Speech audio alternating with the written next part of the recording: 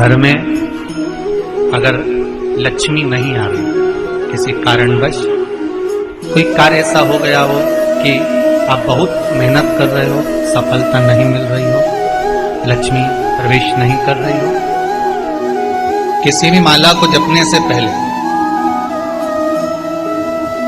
किसी भी मंत्र का स्मरण करने से पहले, चाहे आपके गुरु ने जो मंत्र दिया हो, जो माला दी हो, या आपका इष्ट देव कोई भी,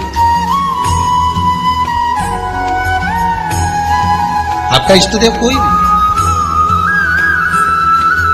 आप किसी की भी माला जप रहे हैं, किसी का भी मंत्र जप रहे हैं, किसी का भी स्मरण कर रहे हैं, पर सबसे पहला अगर मंत्र जपने से भी पहले अगर मूलता दी जाती है, मंत्र जपने के पहले भी अगर कहा जाता है, तो यही कहा जाता है कि सबसे पहले अगर आप कोई मंत्र जप रहे हो, मंत्र का स्मरण कर रहे हो, तो पहले पंचाक्षर मंत्र का स्मरण करें।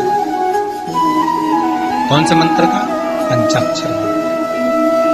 पंचाक्षर मंत्र कौन सा है? नमः शिवाय। कौन सा मंत्र है? नमः शिवाय।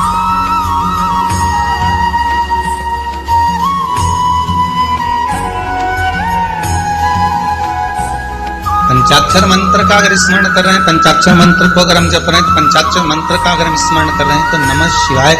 आप किसी भी मंत्र को जपें, किसी भी माला को जपें, किसी का भी स्मरण करें, पर पंचाक्षर मंत्र का स्मरण होना जरूरी है। पंचाक्षर मंत्र का होना,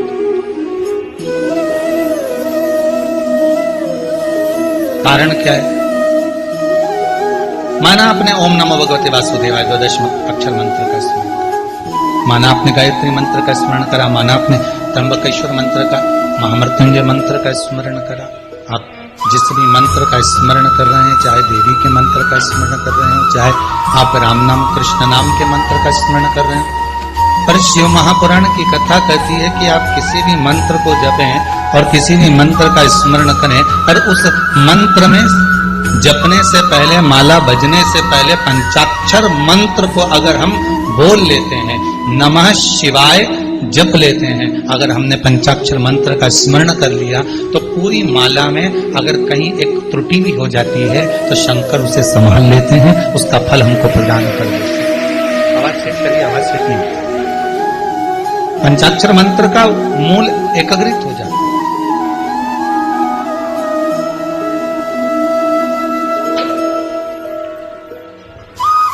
पंचाक्षर मंत्र की मूलता हमारे सारे दोषों को समाप्त कर देती है।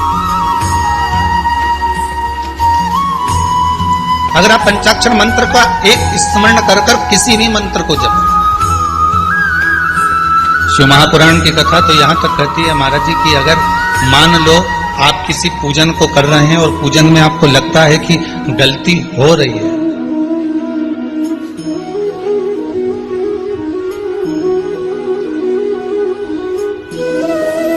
मान लो अगर आपके पूजन में, आपके विधान में, आपके स्मरण में अगर कोई गलती हो भी रही है, तो मालूम यहाँ शिव महापुराण की कथा कहती है कि नमः शिवाय बोल लेने पर वो गलती समाप्त हो जाती है। एक बात हमेशा याद रखिए, मान लो घर में अगर लक्ष्मी नहीं आ रही, किसी कारणवश कोई कार्य ऐसा हो गया हो कि आप बहुत मेहनत कर रहे हो, सफलता नहीं मिल रही हो, लक्ष्मी प्रवेश नहीं कर रही हो, तो महाराज बेल का जो फल होता है, उस फल के अंदर का जो गुर्दा होता है, बेल के फल का अंदर का जो भाग होता है गुर्दा, उसको लेकर घर पर आओ और सुखा लो। सुखाने के बाद उसको जलाओ, जलाकर उसकी भस्म तैयार करो। उस भस्म को अच्छा बढ़िया पीस लो, पीस कर कपड़े से छान लो महाराज। उसको छान कर जब आप शंकर भगवान का पूजन करने के लिए शिव मंदिर में जाएं महाराज, किसी भी 5 प्रदोष या 5 सोमवार या सोमवार की अष्टमी पड़ जाए उस दिन, थोड़ी सी भस्म लेकर जब जाएं घर से, उसमें से थोड़ी सी भस्म बेलपत्री के पेड़ के नीचे श्री कुंदकेश्वर महादेव का नाम लेकर चढ़ाओ। क्या नाम लेना है? कुंदकेश्वर।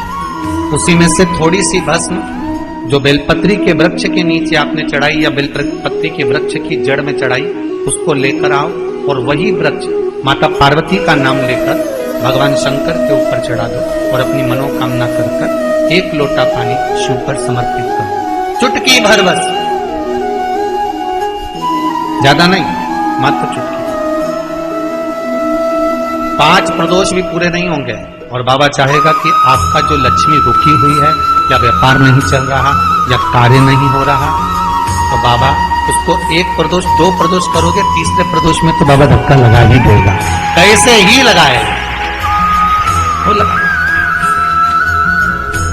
शंकर भगवान को भस्म अति प्रिय। बेलपत्री किसका प्रतीक है?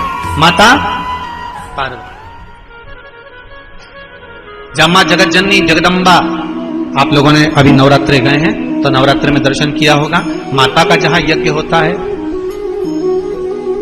सप्तसती से यज्ञ हो चाहे मां अंबे जगदम्बा का जो यज्ञ होता है, उसमें बेले के फल की भी आहुति लगती है।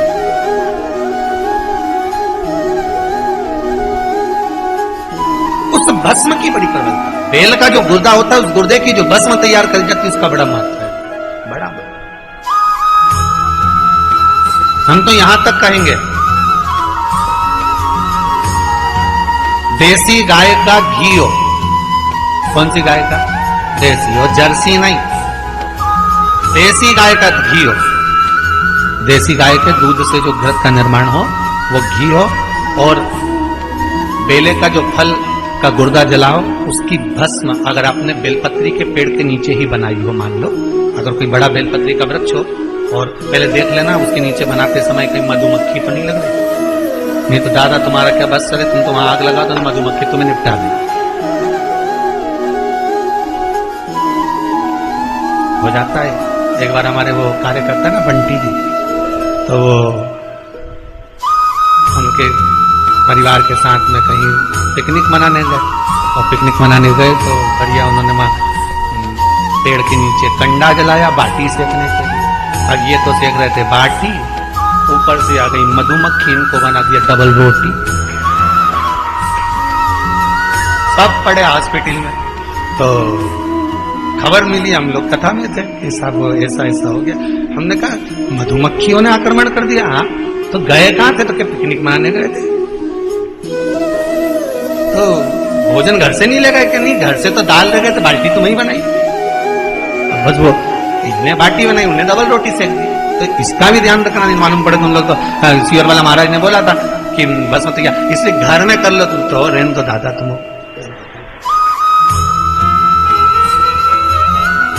और उसका भी एक महत्व है। बेलपत्री के पेड़ के नीचे बेल के फल का गुर्दा की, अगर थोड़ा सा भी सूखा हुआ कहीं बेल का फल का गुर्दा मिल जाए, उसको जलाकर उसकी भस्म तैयार।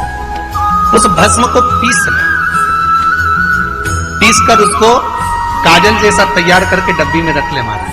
शिव जी पे चढ़ी हुई भस्म को पहले वो पीस के शंकर जी पे चढ़ाओ, फिर उसको लेकर आकर उसमें गाय का, देसी गाय का उसमें घी मिलाकर काजल जैसा तैयार कर मस्तक पर मात्र या कलेजे पर उसकी एक बिंदी ही रखकर आप अपने कार्य के लिए अगर निकल गए तो ये पक्का है कि वो कार्य होगा ही, सफल होकर ही मानेगा। ज्यादा से ज्यादा 5 दिन उसके पास जाना पड़ेगा, 6 दिन जाना पड़ेगा, पर कार्य सफल होगा ही, उसको करना ही पड़ेगा। क्योंकि वो केवल बेल की आलोच नहीं गई है, वो स्वयं काल का तुम्हारे साथ, स्वयं पार्वती माता से भस्म शिव जी को, उस भस्म का प्रयोग करो। शक्ति भभूत में है खजाना,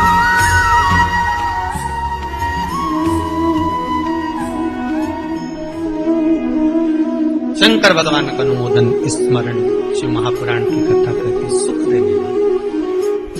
कभी कभी भगवान का अगर स्नान कराने जा रहे हो शिव मंदिर में, या अपने घर पर भी आप शंकर जी का स्मरण कर रहे हो, प्रयास करा करो। कभी कभी बाजार में से चंदन अगर मिल जाए लाल तो अच्छी बात है, नहीं मिले तो बेलपत्री की जो तुम डंडी हम फेंक देते हो पत्ती तोड़कर, उसी डंडी को सुखा लीजिए और उसको पत्थर पे घिसकर उसका चंदन बनाकर पानी में मिलाकर शंकर जी को चढ़ा दीजिए। कोई विशेष कार्य के लिए बता रहे हैं, जब बहुत विशेष कार्य, बच्चा एग्जाम देने बैठ रहा है या जॉब के लिए जा रहा है और नहीं हो रहा काम, तो उस बेटे से कह रहे ये डंडी को घिस, बेलपत्री की जड़ को घिस और इसको घिसकर इसको पानी में मिला और पानी शंकर को चढ़ा। जब शिव और शक्ति का मिलन होगा तो तेरा काम भी वो शिव शक्ति पूर्ण कर ही देगा।